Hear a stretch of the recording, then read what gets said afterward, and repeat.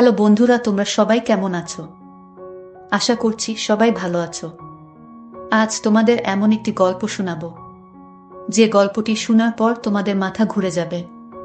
তাহলে মূল গল্পটি তোমাদের সাথে শেয়ার করি। আমার স্বামী কয়েকদিন ধরে রোজ সময় পেলেই জানালা খুলে নিচে পাশের বাড়ির উঠানের দিকে তাকিয়ে থাকে। প্রথম প্রথম আমি সেটাকে স্বাভাবিক ঘটনা বলে মনে করে ব্যাপারটা খুব একটা আমলে নিইনি।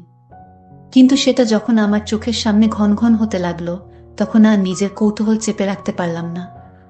খুব জানার ইচ্ছে হতে লাগলো ঘটনাটা আসলে কি। আমার স্বামী আশরাফ নিচে তাকিয়ে পাশের বাড়িতে কি এমন জিনিস অমন অপলক দৃষ্টিতে তাকিয়ে দেখে, তা জানতে স্বামীর বিরুদ্ধে আমি তলে তলে গোয়েন্দাগিরি শুরু করলাম। কখন সে জানালার সামনে গিয়ে দাঁড়ায় তাই লক্ষ্য করতে থাকলাম। ইচ্ছে আছে ঠিক তখনই গিয়ে তাকে জিজ্ঞেস করব, কি দেখো অমন করে। এরপর থেকে দুদিন ধরে সে অফিসের কাজে অনেক ব্যস্ত হয়ে পড়ল। তার জন্যই হয়তো জানালার কাছে যাওয়ার সময় পাচ্ছে না সে। আমি যে তাকে নজরে রাখছি তা কিন্তু মোটেই বুঝতে দিলাম না। সেও এই সম্বন্ধে কিছু আন্দাজ করতে পারল না। এ বাড়িটা 3 তলা আর পাশের বাড়িটি হাফ বিল্ডিং, টিনের চৌচালা বিশিষ্ট ঘরবাড়ি। মাঝখানে মোটামুটি ভালোই বড়সড় একটা কাঁচা উঠোন। সেখানে প্রায়ই আমি দেখতে পাই বিভিন্ন ঘরের ভাড়াটিয়ারা বসে গল্প করে সময় কাটায়। শীতের দিনে ভাড়াটিয়াদের বউ ঝিয়েরা ঘরের বাইরে এসে উঠানে রোদ পোহাতে বসে থাকে। 3 তলা থেকে তা ভালো করেই দেখতে পাওয়া যায়। পাশের বাড়ি হলেও এ বাড়ি ও পাশের বাড়ির মধ্যে রাত আর দিন তফাৎ। ওখানে সব নিম্নবর্গের মানুষ বসবাস করে, আর এখানে সমাজের উঁচু শ্রেণীর মানুষ। যার পর নাই তাদের ও আমাদের সমাজ এক হলেও অঘোষিতভাবে তা আলাদা।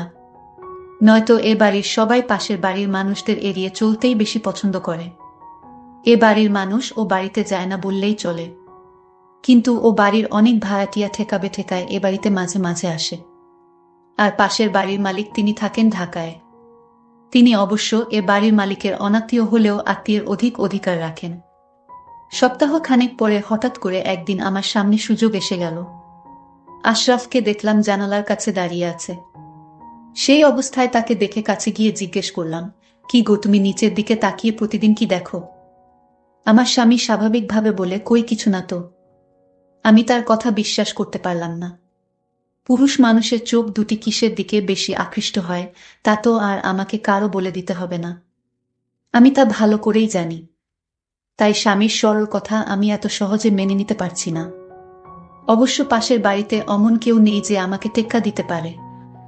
আর ওরা তো অনেক দিন ধরেই সেখানে আছে। আগে তো কখনো এমন স্বভাব ছিল না আমার স্বামীর। তবে হঠাৎ করে কি এমন দেখার জিনিস গজালো সেই বাড়িতে, তা আমাকে জানতেই হবে। মনে মনে ভাবলাম, নিশ্চয়ই নিচের সেই বাড়িতে দেখার মতো কিছু একটা অবশ্যই আছে। নইলে প্রতিদিন সে একই রুটিন মেনে চলছে কেন? সেদিন থেকে আমার স্বামী জানালার কাছে কম যায়। আমিও তাই সবসময় একটা চোখ সেদিকেই রাখি। কিন্তু এখন আর ওকে জানালার কাছে বেশি যেতে দেখি না।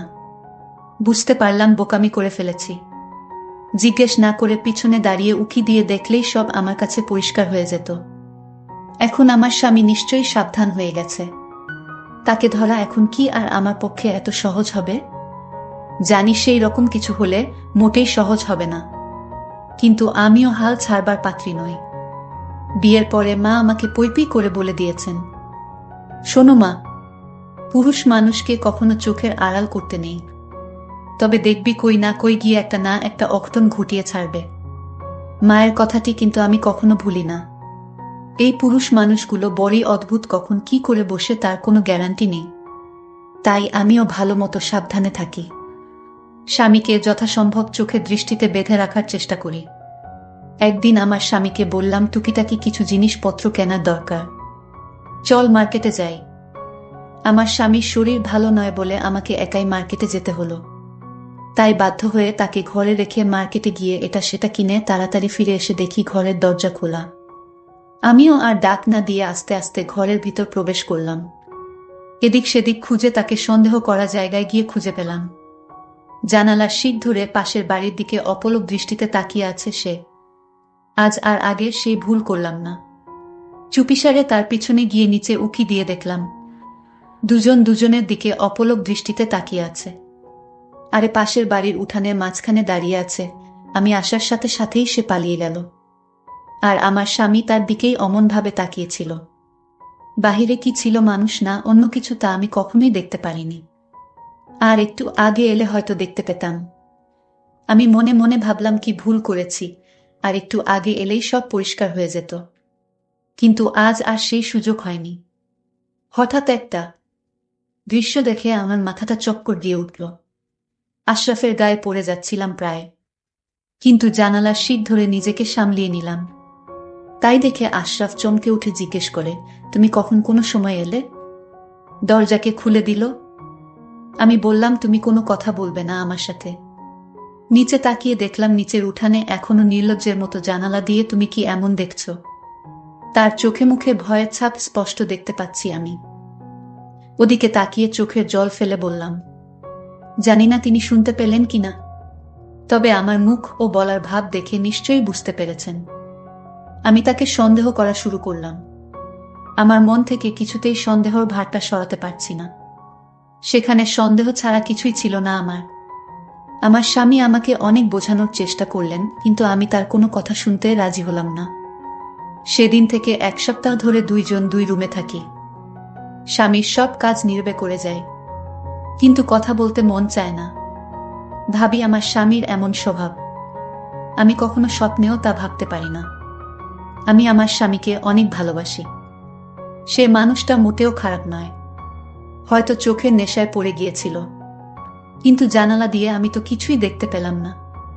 তাহলে আমার স্বামী জানালা দিয়ে কি এমন দেখে? আমার সন্দেহ মনে লেগেই থাকলো। এখন আর কতদিন ধরে জানালার ধারে কাছেও যায় না সে। হয়তো নিজের ভুল এখন সে বুঝতে পেরেছে। আর আমি বা নিজের স্বামীকে শুধু শুধু একা দোষী ভাবছি কেন? ভাবলাম একদিন গিয়ে কয়েকটি কথা ওনাকে ভালো করে শুনিয়ে আসব। কিন্তু কাকে শোনাবো এই কথা? বলবো এভাবে আমার স্বামীর দিকে তাকিয়ে না থেকে নিজের মানুষটার দিকে নজর দিক। কিন্তু আমি কাকে বলবো সেই কথা? আমি তো কাউকে দেখতে পাইনি।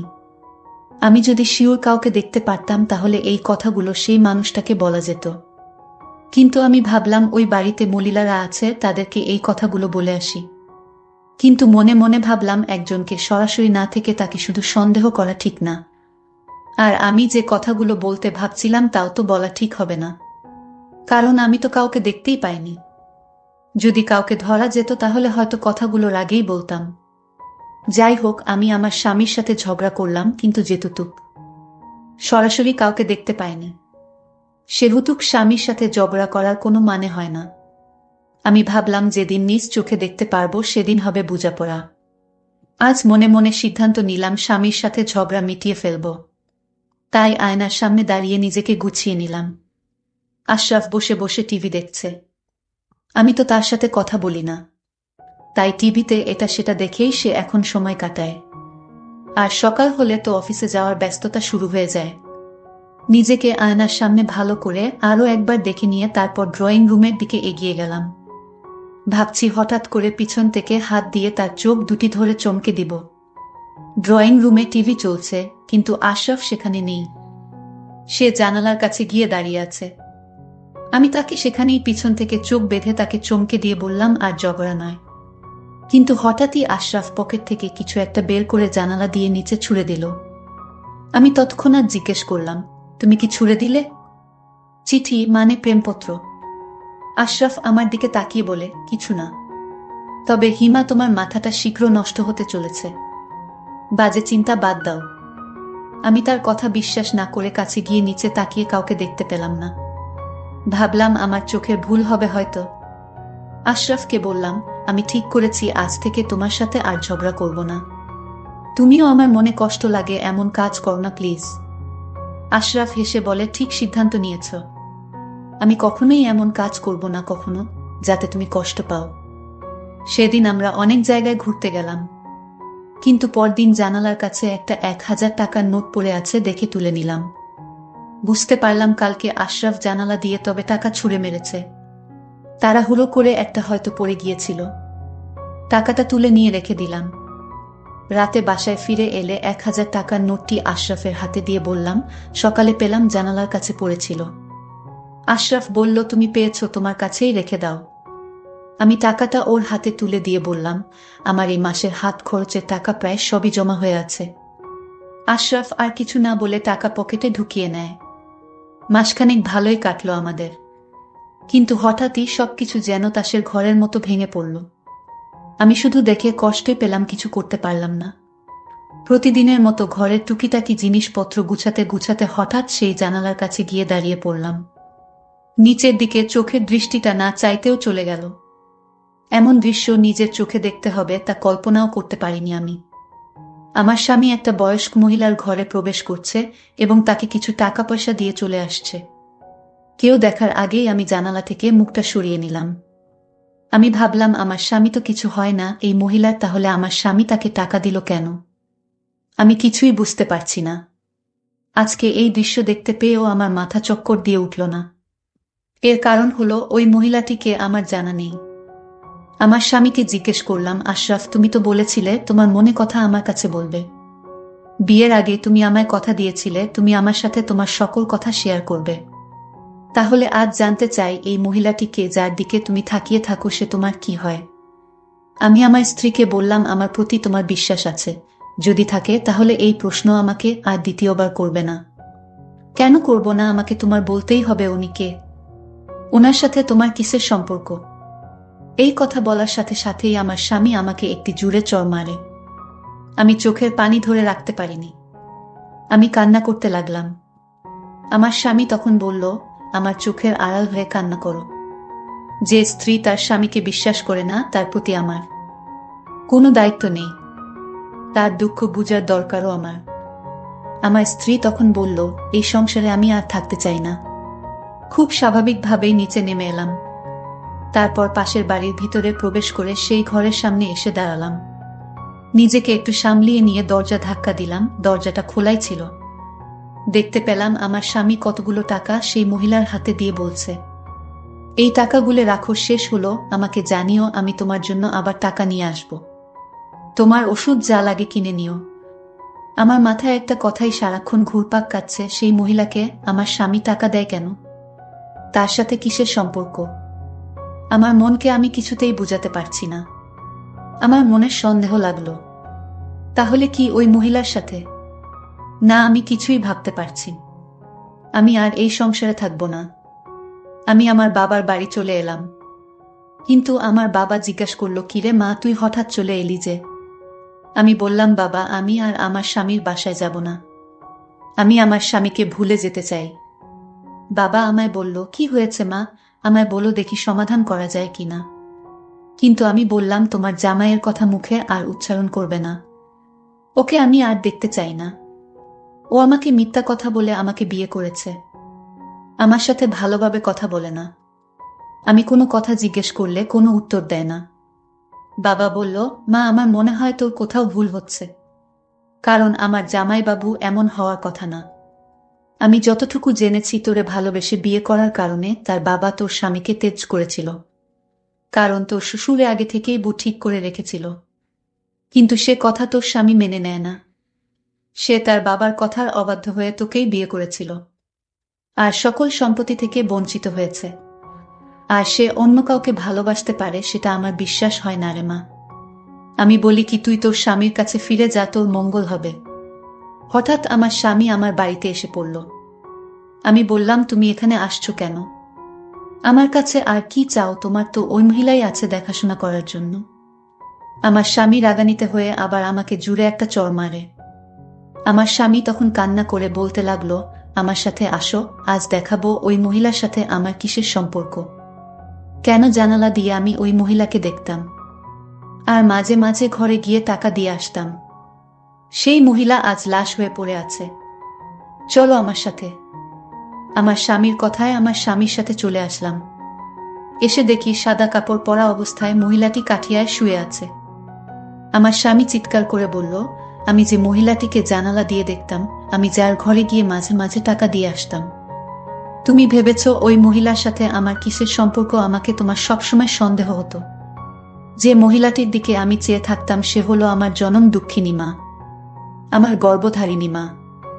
সেই আর কেউ নয়, আমার মা, আমার আম্মা, যে আমাকে কুলেপিঠে করে লালন পালন করে মানুষ করেছে। আমার স্বামী এই কথা বলছিল আর হাউমাউ করে কান্না করছিল। তার চোখে যেন জলের সাগর বইছে। আমার স্বামী আমাকে বলল, জানো হিমা, আমি যখন তোমাকে ভালোবাসতাম তখন আমার বাবা আমাদের এই বিয়েটা মেনে নিতে পারেনি। কিন্তু আমার মা আমাকে সাহস দিয়ে বলেছিল, বাবা তুই যাকে ভালোবাসিস তাকেই বিয়ে করো।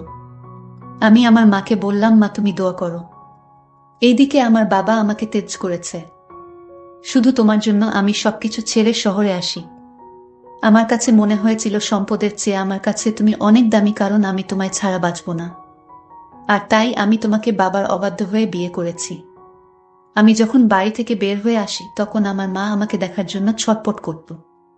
ঘুমাতে পারত না, বাবাকে বলতো আমার ছেলেকে এনে দাও। আমার বাবা মায়ের কথা কিছুতেই শুনতো না।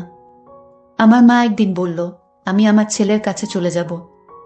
বাবা তখন উত্তর দিল, চলে যেতে হলে চিরদিনের জন্য চলে যাও, এ বাড়িতে আর আসতে পারবে না। আমার মা মান সম্মানের দিকে চেয়ে বাবার কাছেই রইল। কিন্তু আমার বাবাকে কৌশল করে আমার মা বলল, গ্রামে ভালো লাগে না। আমার মা জানতো আমি কোথায় থাকি, আর আমার বাসার পাশে একটা ভাড়া বাসা রাখে, যাতে আমার মা আমার মুখখানা দেখতে পারে। আমার মা ওই উঠোনে প্রতিদিন দাঁড়িয়ে